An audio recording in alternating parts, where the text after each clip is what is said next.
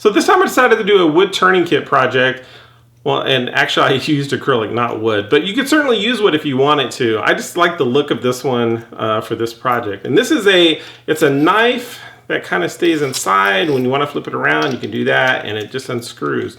The blade is actually surprisingly very sharp. I was impressed by that. So anyway, stick around for the video. I'll show you how I made this.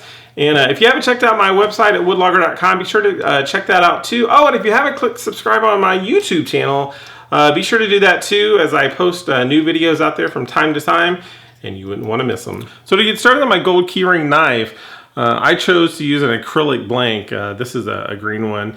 I could have used wood. I just like the way this one looks.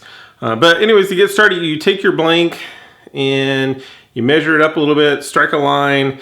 You want to leave yourself about 1/8 of an inch overhang, and then just cut that down to the length. So I'm going to use a miter saw that I've got to do mine, but you can use anything you've got to cut.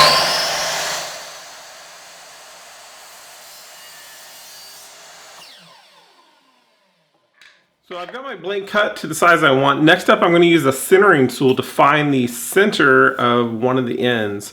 I've used this centering tool from Rockler for quite a while. It's just a nice to have. You can certainly use a ruler for that. So I'll strike a line, I'll find my center, and then next up I'll drill out a hole on my drill press. So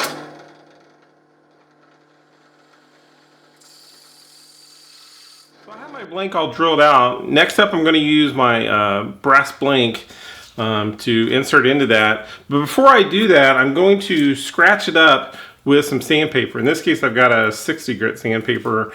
So I'll mar this up as best as I can. After that, I'll use a CA glue. In this case, I'm using a stick fast CA medium glue.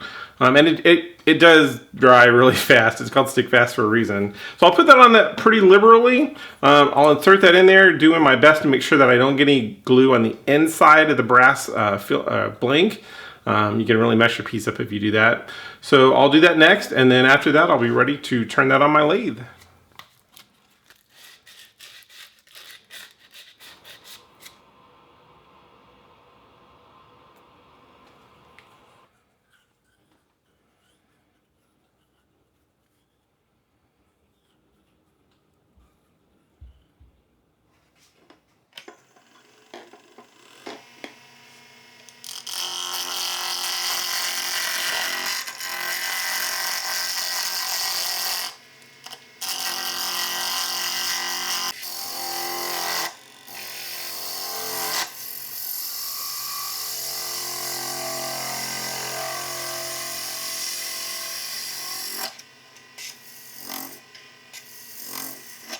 So I've got my blank turned to the way I want it to look. Next up, I'm going to sand it using a micro mesh pad system.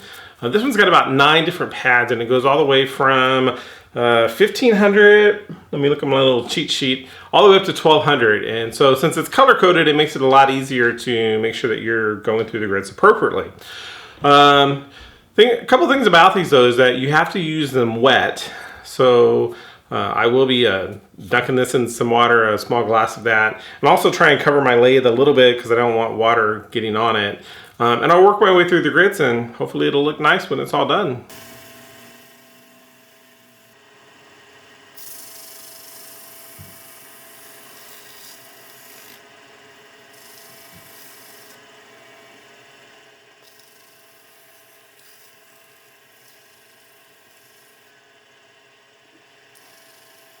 Okay, so I've got my acrylic blank all turned to the way I want it to look.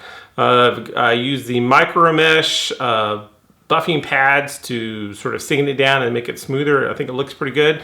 Next up, I'm going to use this acrylic pin buffing system. It's sold by a guy named Barry Gross, and I actually saw this at a woodworking show.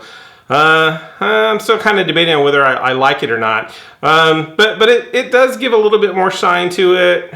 How much more, it's sort of debatable. But I'm going to do that next, and then after that, I'll work on the assembly.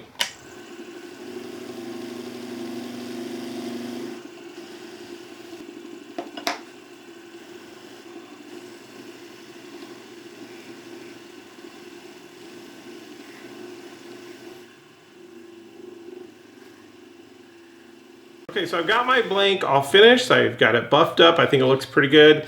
I did have one little bit of a problem with some blowout or tear out, I guess, maybe on one end of my blank, which really stinks.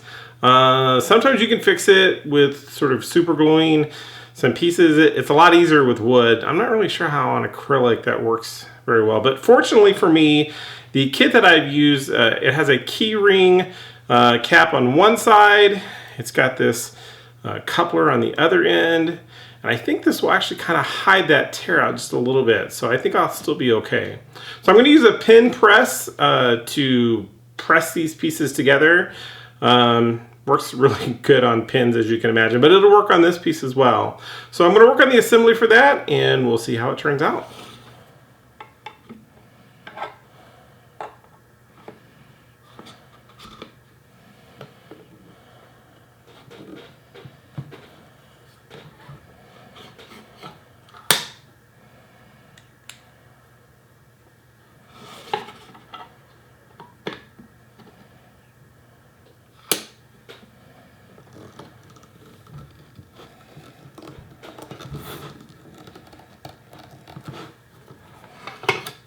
So there it is. I've got my knife kit all assembled. I think it turned out really nice. One little blowout there, but you know, it's all good.